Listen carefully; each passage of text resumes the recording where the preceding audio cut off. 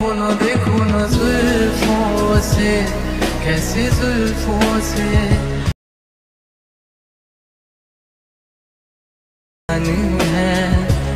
और नजरे